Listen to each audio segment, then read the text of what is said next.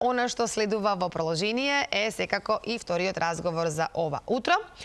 Ова утро на гости го имаме господинот Љубиша Кондев, со кој што со нашата сузда ќе разговараат за првиот Крушевски маратон. Така е, први работи, први нешта, прв маратон во Крушево планински, што верувам дека ќе не стави на мапата на места кои што не смеат да се пропуштат. Така е. Покрај сите работи по кои што ни е познато наше Крушево, еве нека биде познато и по првиот Крушевски маратон. Повелете се разговарат. Ти благодарам, Иренче. Љубиша, добро утро и официјално и со среќа и со Аирлија. Нека биде ова прво издание, премиерно издание на Крушевскиот планински велосипедски маратон. Добро утро на сите гледачи и добро утро на сите велосипедисти кои што се припремаат за овој маратон во планински велосипедизам. Така, колкав предизвик е Крушево за вас велосипедистите? Па искрено прв пат кога ја возев патеката ми се допадна на прв поглед и е интересна патека која што ги има сите потребни карактеристики за сите љубители на велосипедизмот. Значи има и надпреварувачки дел, има и рекреативен дел, така да сите што ќе дојдат имаат свој и медитативен дел и сите што ќе дојдат имаат свој предизвик како да ја освојат околината на Крушево. Така, рековме прв пат, премиерно издание ќе биде ова, што верувам дека кај секој еден велосипедист има одредена доза и на возбуда, затоа што за прв пат се случува ова на таа локација. Датумот е 17 мај, сега во петок. Колку пријавени имаме до сега и до кога можат да се пријавуваат сите оние кои што можеби не стигнале да го сторат тоа? Пријавувањето се уште е отворено, ќе трае до четврток. Значи бројката се менува од ден на ден, точните бројки ќе ги знаеме во четврток, затоа што имаме доста надпреварувачи кои што се пријавуваат од околината, да кажеме од Србија, кои би знаеле дури на дента некои од нив што ќе дојдат, затоа што на маратонов сега што учествувавме во неделата имаше доста прашања и доста возбуда кај некои од тие надпреварувачи кои што сакаат да дојдат. Така да бројката за прв пат ќе ја знаеме дури во четврток. Претпоставувам дека вие велосипедистите имате свој јазик на кој што комуницирате, се разбирате и еве објаснени, јас бидејќи не сум велосипедист, објаснени на во колку категории се вози и на колку категории можат да се пријавуваат оние кои што ќе се пријавуваат? Да. Прво, овој маратон прв пат ќе биде држано првенство на Македонија во планински велосипедизам маратон во организација на Велосипедската федерација на Македонија, кој што ќе има надпреварувачки карактер и ќе има рекреативен карактер, каде што ќе има категории во сите age категории, што ги викаме, или возрастни категории, каде што ќе бидат поделени од 18 до 30 години и после на секој 10 години ќе има категории, дури ќе има и 60 плюс, 70 плюс, доколку има надпреварувачи кои би се пријавиле во таа категорија. Секој надпреварувач може да се пријави на веб страната на trki.mk, каде што е отворена апликацијата за пријавување. Нормално мора да биде со заштитна кацига, да има исправен велосипед и да биде психички и физички спремен за тој надпревар. Колку е важна временската прилика, неприлика? Еве вчера имавме сите годишни времења ни се сменија во текот на денот. Има ли услови, критериуми кои што тука во поглед на времето треба да се исполнуваат, да речеме доколку денот е врнежлив, ќе се одржи маратонот? Да, значи маратонот ќе се одржи во зависност од колку има врнежи, каква е подлогата на патеката, секој случај ќе се одржи со тоа што доколку е премногу мокро и опасно, главниот судија, организаторот може да го смалат движењето на патеката или да го скратат маратонот во зависност колку е безбедна за возење, за безбедност нормално на возачите, учесниците на маратонот.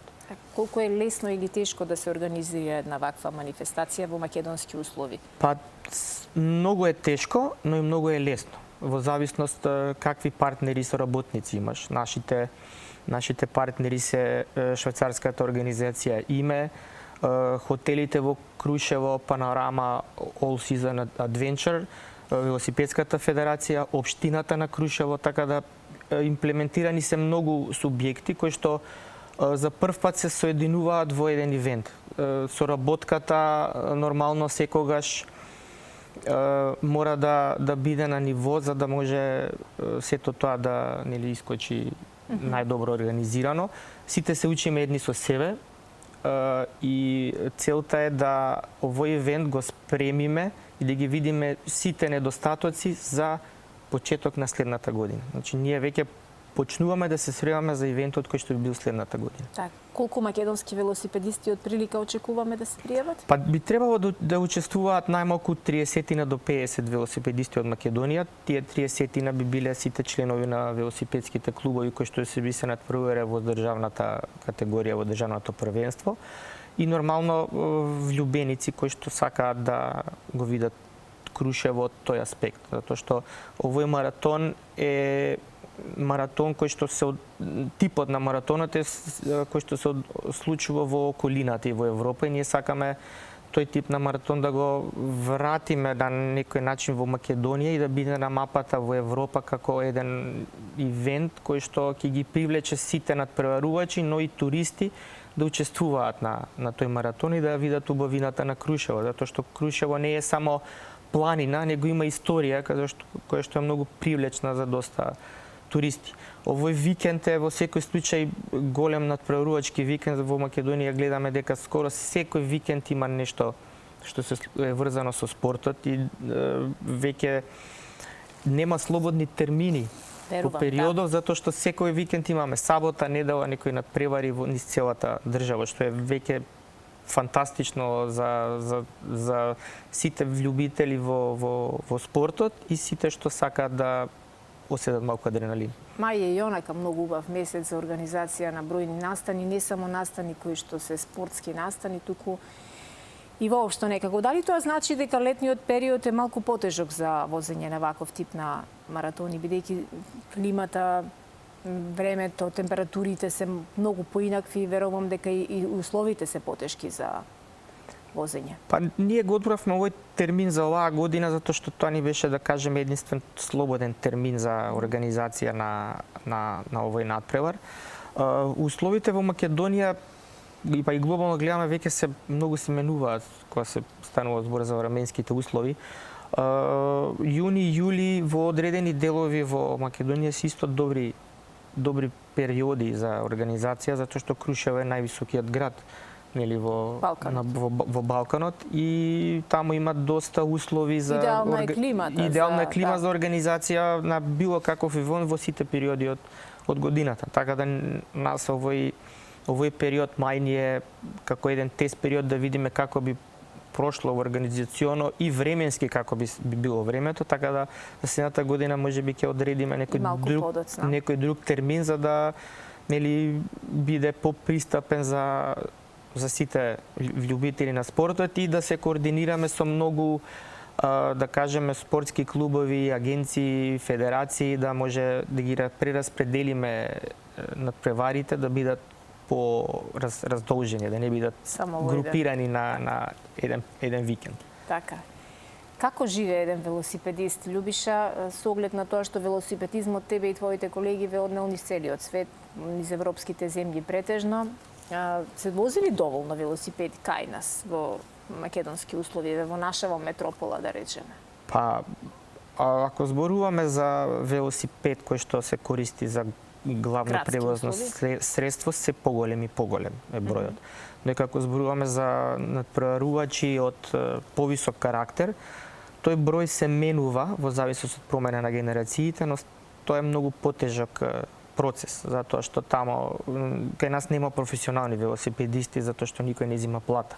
Доста луѓе се во заблуда, јас сум професионалец, нема професионални. Никој не зема плата, тоа е единствениот професионалец.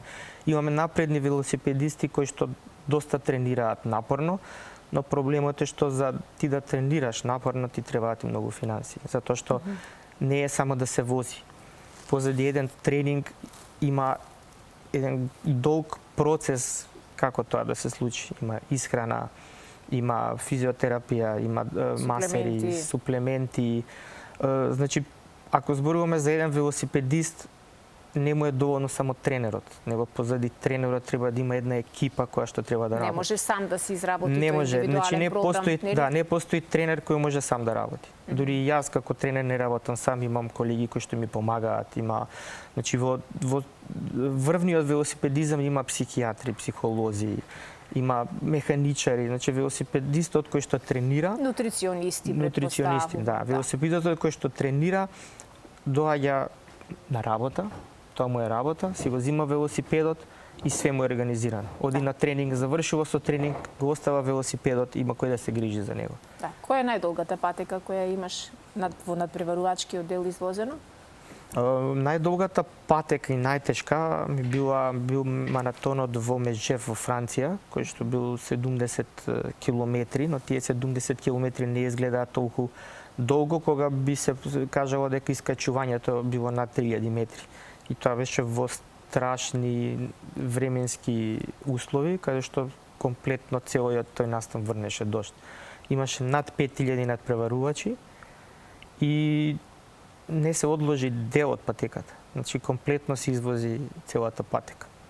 Така. А во македонски услови која е најзахтевна или би да речеме најтешка за возење патека во поглед на овие маратонски случувања? Па патека беше Мавровскиот маратон, која беше 92 километри, која што беше доста долга патека, но сега модерниве теркови на нови патеки се случуваат да бидат во кругови. Значи, Крушево ќе биде големиот маратон, ќе се возат 3 круга по 25 километри.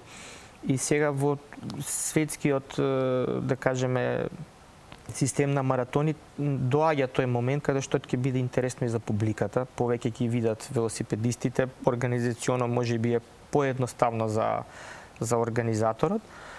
И така да сега ќе го пробаме тој систем, затоа што тоа беше веќе организирано лани на Европското првенство во Данска и се покажа како доста интересен концепт, така да ќе го видиме како ќе биде во Македонија. Так, од колку земји очекуваме учесници? Па очекуваме од околниве држави, затоа што се поканети надпреварувачи од Албанија, Косово, Србија, Бугарија, Грција, така да имаме потврда веќе од надпреварувачите од Србија кои што ќе дојдат. Чекаме денеска потврда од надпреварувачи од Албанија и од Бугарија. Така да некои работи во Балканот се случуваат во последен момент. Никогаш ние не сме направиле нешто да знаеме унапред. Значи сите ќе решат на крај кој што како. Така. Се надевам дека веќе сте истренирани по тоа прашање, па немате дополнителен стрес поради тоа што речиси сите нешта во последен момент кај нас се случуваат. Кога го спомена пред малку тоа дека ова е многу сериозна работа, да се бавиш професионално со велосипедизам, и не е така ефтина авантура, напротив. Дури и многумина го изедначуваат или велат дека е многу поскапо да се бавиш професионално со велосипедизам отколку да играш тенис професионално. Секој спорт кошта многу. Без разлика која дисциплина или како, затоа што тренирање за надпревари надвор е многу поскапо него тренирање за надпревари во Македонија. Нашето искуство е дека патувањата најмногу чинат, затоа што ние како клуб учествуваме на надпревари во Шпанија, Италија, Германија. Станува збор за клубот Енерджи. Со тоа што ние вложуваме малтене во промоција на Македонија, затоа што ние кога одиме надвор стои клубот, но сепак стои државата од каде доаѓа клубот и успесите што ќе ги направи клубот се исто успеси на Македонија, затоа што ние ја промовираме и државата, ја промовираме и федерацијата. И кога ќе искочат резултатите на крај, пишува Македонија. Така е. Не можеме да не го прашаме еден долгогодишен велосипедист кој ја знае целата структура на велосипедот и слабите точки и така натаму, каков велосипед е потребен за надпреварувачки цели и дали тој, да речеме истиот, редовно треба да се сервисира како што возилото на толку и толку километри автомобилот си го носиме на сервис, така нели?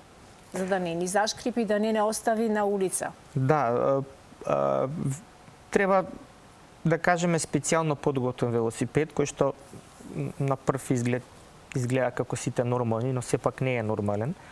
Каков е тој затоа што ненормален тој велосипед во себе содржи доста опрема која што треба да се искористи за тој маратон доколку си има дефект. Тој е потежок или полесен? Па во случајов е малку потежок, затоа што во него има сокриени компоненти, делови, алати, боци за ако се дупне гумата да се напумпа гумата. Значи се носи екстра опрема. Велосипедот во модерниве времиња е со дупла суспензија напред и позади, специјални гуми, специјални тркала. И не е секогаш велосипедот да биде лесен, него во случајот велосипедот треба да носи и 2 шишиња за вода, затоа што маратонот трае многу. Велосипедот во случајот кога спомнате за сервис треба да се одржува многу повеќе него автомобил, затоа што велосипедот доколку се вози во надворешни услови кои што се кал, дождови, вода, под секое возење се расклопува, малтене се чисти и се враќа во поробитната состојба. И тоа е тоа што многу го чини некој напреден надпреварува, затоа што мора да има сервис за поддршка или негов сервисер кој што ги го одржува тоа. Затоа што автомобилот знаеме, мораш еднаш годишно да го однесеш на генерален сервис, кај него нема многу работи што се расипуваат. На велосипедот скоро се е потрошен материјал. Од сите компоненти на него, да кажеме само рамката е таа што не се троши, но и таа се троши доколку се користи многу. Од случајов ние рамките ги менуваме на 2 години, компонентите ги менуваме на малтене на 1 година или некој па на неколку месеци. Така. Колку членови брои клубот Енерџи? Клубот Енерџи брои околу 30 на членови, кои што се повеќето, да кажеме, рекреативци, има промена на генерации, имаме и неколку надпреварувачи. Скопје е моментално, да кажеме, еден од најтешките градови каде што може да се најде некој кој што сака да тренира и да се надпреварува. Тоа е скоро во сите спортови. Сите млади генерации се веќе зафатени со други активности, нели, телефоните, игрите. Да, камо да беше активност телефонот, за жал, мислам че дека е диагноза. Тоа е за нив активност. Мислам дека е тешка диагноза од која тешко ќе се опоравиме сите, а особено младите генерации, да. Да, ние како клуб инсистираме на некои, да кажеме, игри на деца со велосипеди, кои што во претходните години ги организиравме. Имаме идеја и план за оваа година исто да направиме некоја обука за млади дечиња кои што преку игра да ги привлечеме да го засакаат спортот, затоа што секој дете вози велосипед, секој родител му купи велосипед на детето. Ако не за првиот, за вториот роден ден, да. Да, и на повеќето деца им стојат дома. Целта е да ги извадиме тие деца надвор, во природа, за да ги користат повеќе велосипедите. Јас се надевам дека малку барем успеавме да поттикнеме низ овој разговор и да подсетиме, се разбира, оние кои што не гледаат баби, дедовци, родители, дека велосипедизмот е навистина во ова време на кое што сите ние не знаеме какво влијание изврши екранизацијата, мобилните телефони, паметната технологија и така натаму. Време е да ги фатиме велосипедите, да си ги сервисираме на време, веќе го побарате Љубиша, и да почнете да живеете здраво и квалитетно. Љубиша, многу среќа посакувам во ова прво издание во Крушево, во петок, и за се она што постфестум ќе се случува, ќе разговараме во нашето следно гледање. Да, благодарам на поканата, ги поканувам сите да дојдат да учествуваат на МТВ Крушево Челендж, така се вика настанот, заборавивме да го напоменеме. И се гледаме во некоја следна прилика. Така, ти благодарам многу. Иренче? Ви благодарам за разговорот, ви посакувам успешен маратон и се надевам дека можеби ќе можеме да го проследиме и ние овде, ако не барем да го најавиме уште еднаш пред стартот. Благодарам.